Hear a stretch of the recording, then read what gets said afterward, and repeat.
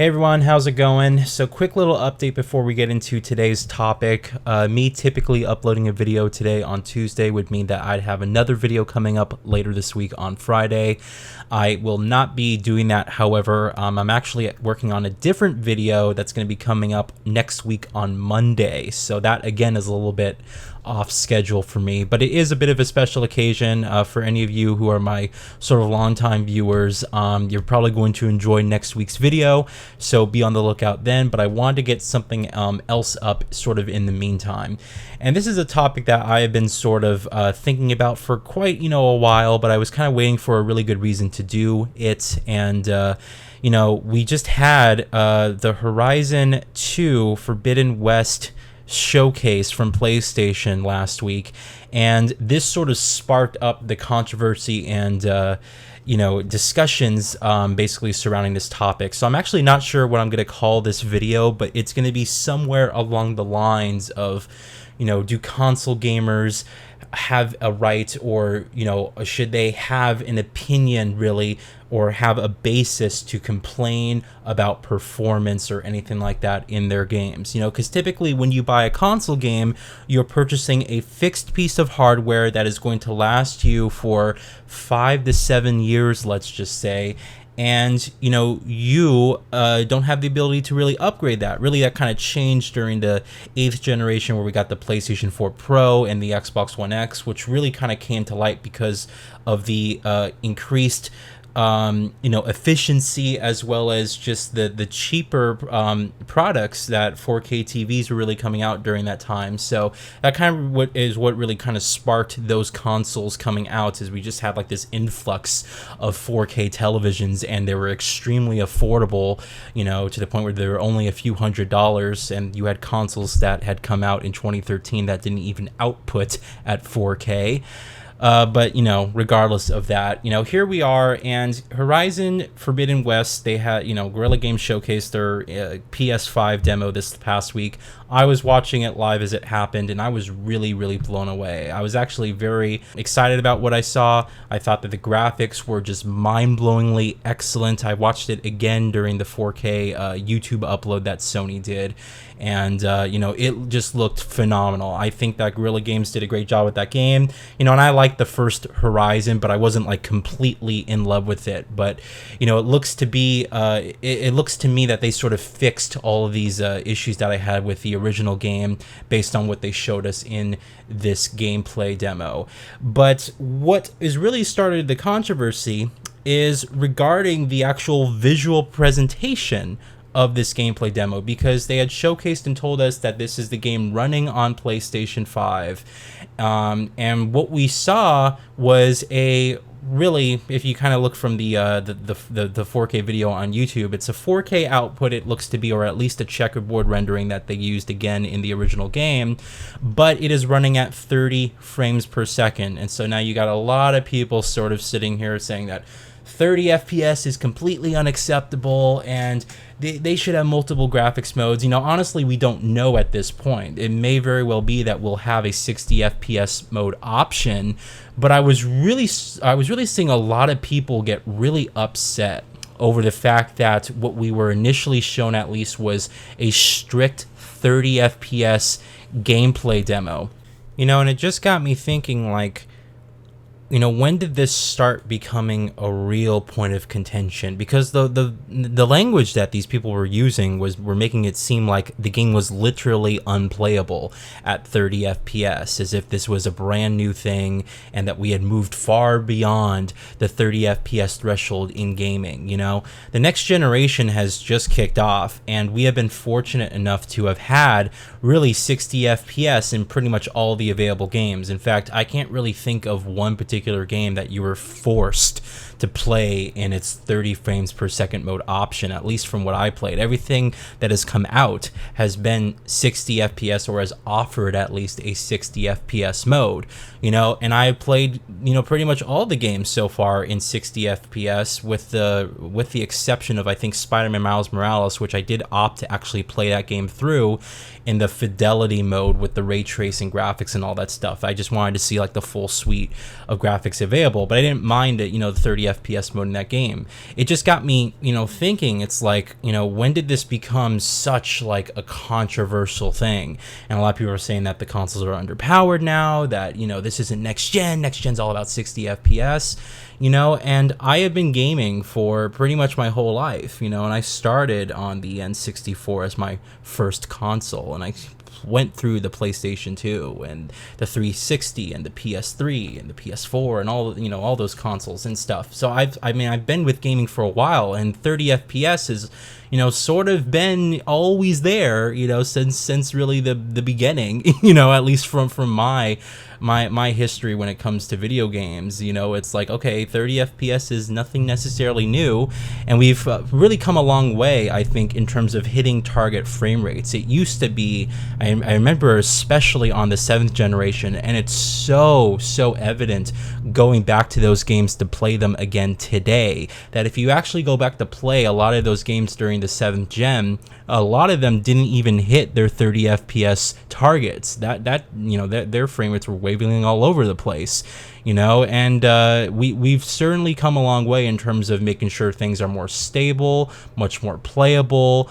The frame rates in general are just a lot higher, and this is really great. But when I was watching the Horizon Forbidden West stream, the last thing on my mind was, oh, this is a 30 FPS game, isn't that terrible? I played the original Horizon in 30 FPS, and I wasn't even thinking necessarily that the game would have any issues, again, running at 30 FPS on PS5. Like, I was just considering that was going to be the experience. Again, they might still offer a 60 FPS mode, but it kind of got me thinking, because typically, if you really care about frame rates, the discussion was always then, oh, just build a computer, because you're never going to get really you're not entitled to choice really when you buy a console, right? You're buying a fixed piece of hardware, you get what the developers give you. And yes, developers have certainly come a long way in terms of giving us more options, but that's really sort of, I think, come with the fact that we're now in this sort of cross-generation phase. A lot of games are also releasing on base PlayStation 4 and base Xbox One, and their engines are built specifically for those games. And so when you get these, brand new consoles, and you have these games that are sort of this, in this transition phase, it's like, okay, then we have higher frame rate modes because the engine isn't taking full advantage of the new architecture and everything surrounding that. So like, I was always sort of viewing it from that perspective, that this was a game, that these are games that are not natively taking advantage of the hardware from the ground up, that these are still possible on the older generation systems. Therefore, they're not indicative of real, true next-gen experiences. And really, we've only had a handful of those games that are, so it just got me thinking, I was like, okay, so console, now people who are playing on consoles now are starting to have like this very strict opinion about the frame rates in their games. And, again, like I don't, 30 FPS is not unplayable to me. Of course, I'd always prefer to play games in a higher frame rate, except when the graphics downgrade is so, it's so steep that I feel like I'm losing out a lot on the experience. Like when I played Spider-Man Miles Morales, it's a beautiful game regardless if you play it on 60 FPS or 30 FPS. But the thing is that, it kind of looks like a PS4 game if you go down to 60 FPS, where you don't have the ray trace reflections. The resolution is slightly lower. The different things like the hair physics and all this stuff have been dialed back. There's a few things that they kind of took back to get that game to run at 60 FPS, and it's still a phenomenal looking game. But when I saw that game running at 60 FPS, this is pre the actual ray tracing mode patch, which they did add in later. But when I saw the game running in 60 FPS, I was like, all right, this is beautifully smooth. I love the work that they did with the animations. It really accentuates the great animation work, but this just looks like a 60 FPS PS4 game. And when I saw the game on PS5, especially during the cutscenes where you had that pixel perfect native 4K. You know, you got the ray trace reflections and all this stuff, the enhanced lighting, the bigger crowd density. It was like, wow, you know, this game just looks phenomenal. And I was willing to take the sacrifice in FPS for that. You know, versus something like Demon Souls, which, you know, obviously you want to play that game in 60 FPS, and I don't really feel like you're benefiting much from anything if you go to the full fidelity mode in that game, where it's literally native 4K 30 FPS. It's like when you look at the game side by side from the 1440p 60 FPS option, the game does such a good job with its upscaling, and the game looks so clean and so clear and just you know, just beautiful already, that you're not really missing out on anything if you go to the 4K option besides resolution. But it's negligible if you actually kind of look at it side by side. So, you know, it just got me thinking, you know, about this stuff. It's like, when did console gamers really start becoming so passionate about performance in games? Because typically when you buy a console, you know, you're basically saying, this is the most efficient option for me, and I just want to play games and have a good time. And I feel like if you're super competitive, you're already going to build a PC anyway. Like, if you're the type of person who cares so much about frame rates, you know, you're already going to build a PC in the first place, you know. And I know a lot of people are going to say, well, you know, the consoles are so much less expensive. It's about cost. I don't want to spend thousands of dollars on a PC, but you don't need to, you know, you don't really need to spend thousands of dollars on a PC. I wouldn't build one now because of the increasing price in graphics cards and just the cryptocurrency bullshit that's really manipulating the market. But if you can get like a 2060 at MSRP, you know, and just get like a decent 6-core processor, you're pretty much fine. You know, you can play some of these modern games at 60 plus FPS, no problem. You know, again, you can get a 1080p monitor or whatever. You know, yes, the consoles definitely, what you get here with the PS5 and Series X for price per performance is excellent, you know, and it's a much better deal than anything you can do right now in terms of PCs, you know. Still, that being said, again, if you really care that much about frame rate, you're probably going to build the computer in the first place. So when I see these people really complaining a lot, it's like, okay, what is this new wave of consumers talking about? Because this was never really a discussion before, you know. Whenever we got games, and it's always the same argument, it's always the same discussion whenever a new generation kicks off, because people were talking about the same thing with the PS4 and Xbox One. It was always about, oh, are every game going to be 60 FPS now? And then we get some 60 FPS games, great, but then most of the games that come out are 30 FPS experiences. Now, we've certainly gone off to a much better start during this generation. You know, again, we're starting to see pretty much every single game come out that have at least a 60 FPS option, which is fantastic. So we're much better off this generation than we were last generation. But, you know, again, it's this new argument, this new discussion that 30 FPS is now unplayable, it's now unacceptable. You know, it just sounds to me, it's like, okay, if that to you is unacceptable, you know, then build a computer where you can just, you know, have full choice and the ability to upgrade it over time to always get the best performance. You know, there are people who consider 60 FPS unplayable, you know, and it's like, is this just going to continue down? Are we going to start demanding during the next generation or two that 120 frames per second be the standard now because 60 FPS is just too slow? You know, it's like, where do we sort of stop, you know? So when I'm looking at, you know, stuff like Horizon 2, I'm like, wow, this game looks beautiful. The last thing on my mind was frame rate. And then we have all these people, you know, complaining about 30 FPS modes. And like, I was reading some people actually said that they wouldn't buy the game if it was 30 FPS. It's like, what?